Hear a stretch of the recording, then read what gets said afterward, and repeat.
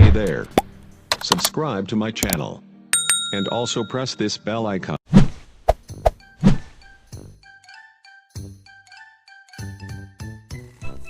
Hello dear learners, how are you?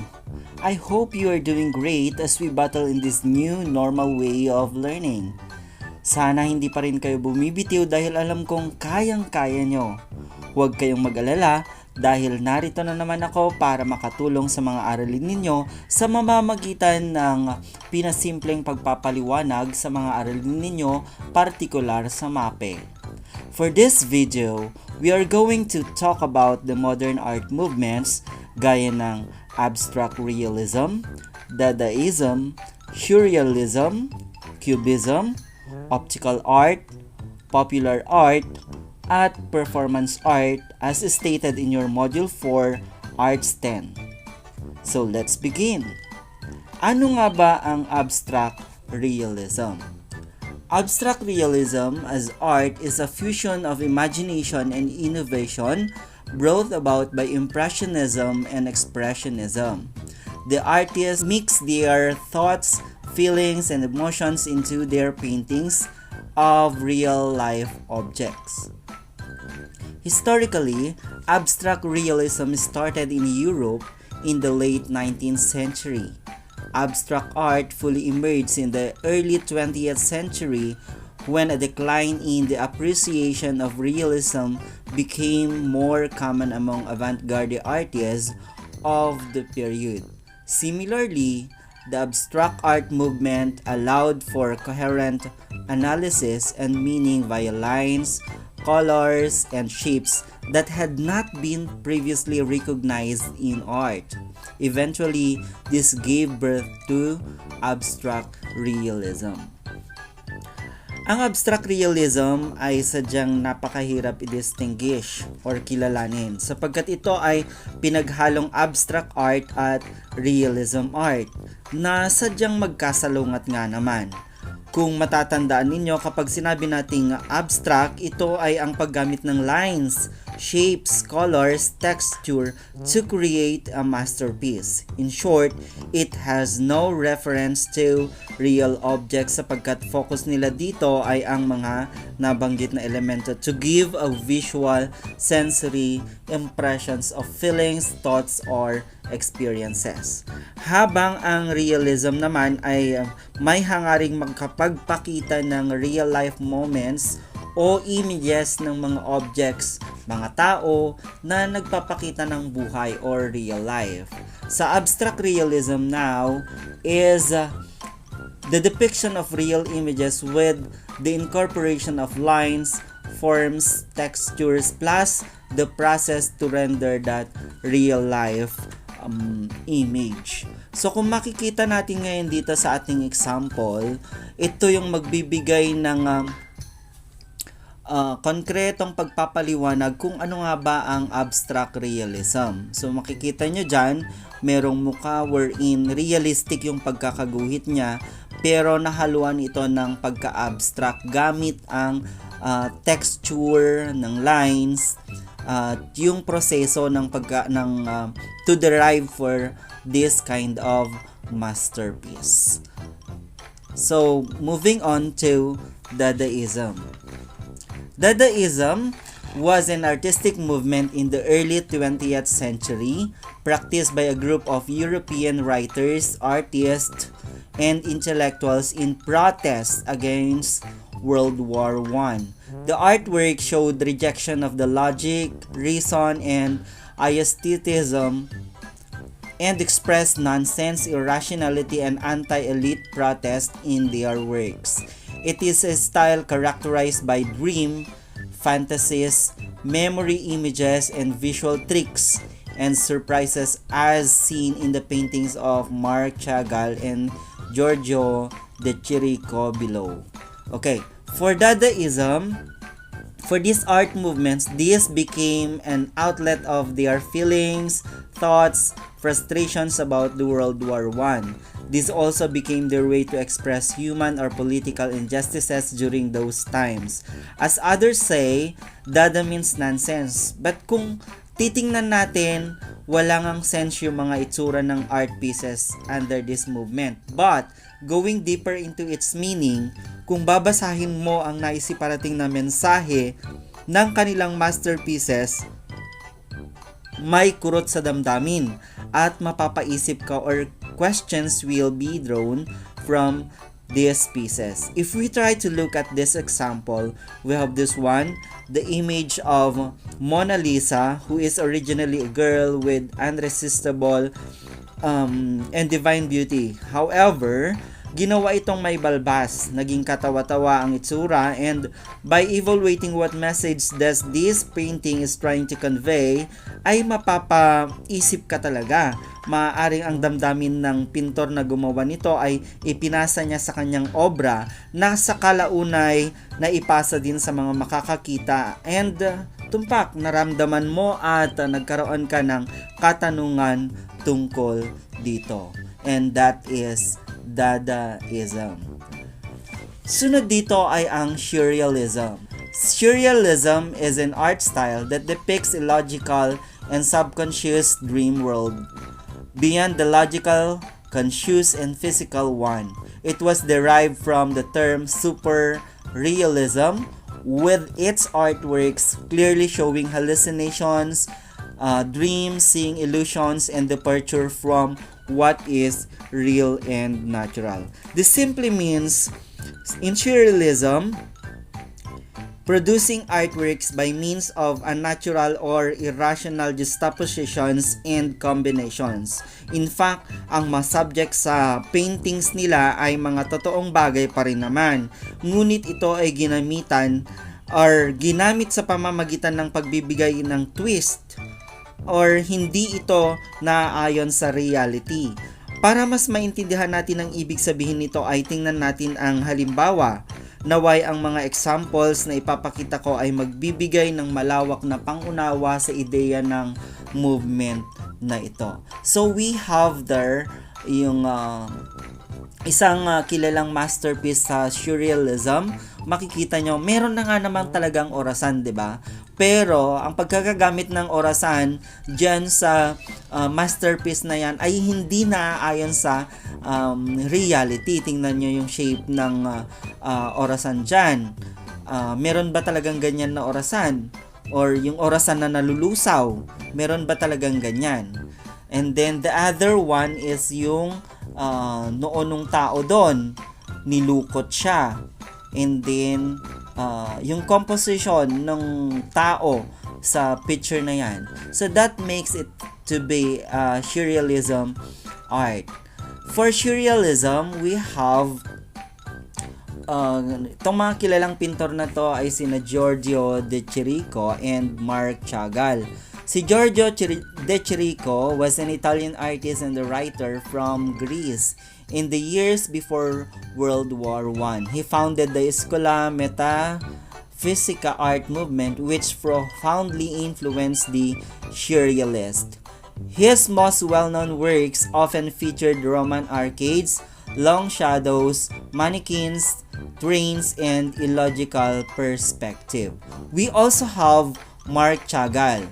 He was Russian-French artist of Belarusian Jewish origin. As an early modernist, he was associated with several major artistic styles and created works in a wide range of artistic formats, including painting, drawings, book illustrations, stained glass, stage sets, ceramic tapestries, and fine art prints. Moving on to Cubism. Cubism is an early 20th century art movement that made innovations in paintings and sculpture in Europe. The art style derived its name from the cube, which is a three-dimensional geometric figure which is composed of measured lines, planes, and angles. Napapag-aralan na ninyo kung ano ang itsura ng cube under your mathematics. The artworks of the Cubist artists are a play of combination of planes and angles on a flat surface. Cubism was considered as most influential art movement of the 20th century. The most notable proponent of Cubism was Pablo Picasso. For Cubism, we have here an example. We have there the woman with a fan, and the second picture is the theory of self-actualization. So kung mapapansin ninyo ay gumamit sila dito ng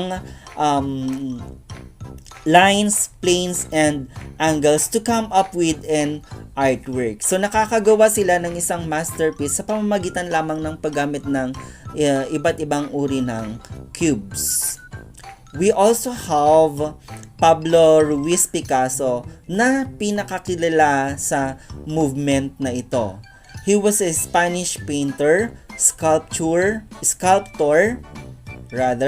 printmaker, ceramist, and theater designer. He spent most of his adult life in France, regarded as one of the most influential artists of the 20th century. He was known for his co-founding the Cubist movement, inventing constructed sculpture, co-inventing collage, and developing wide variety of styles. He was born on October 25, 1881. Then, we have here the optical art, or in layman's term, mas kilala ito sa tawag na op art. Optical art or op art is an art movement that emerged in the 1960s.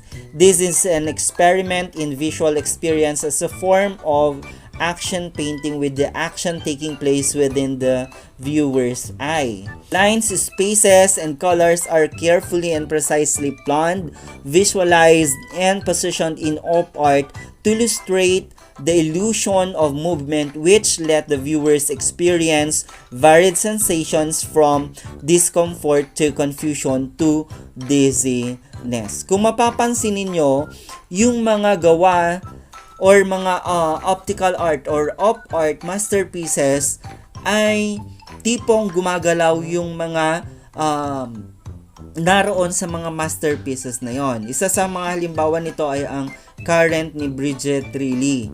It was in 1964, a synthetic polymer paint on composition board. So, may hilo ka pag tiningnan mo talaga yung mga works of art under op art.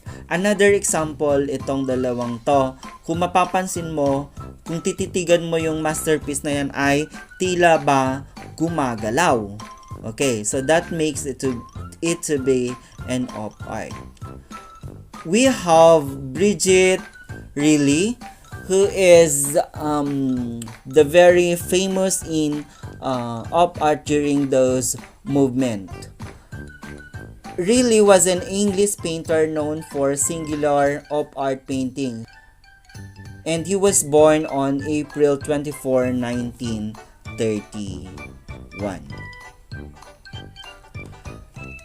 Ang sumunod dyan ay ang popular art. Ito yung kumbaga widely spread ngayon sa panahon natin.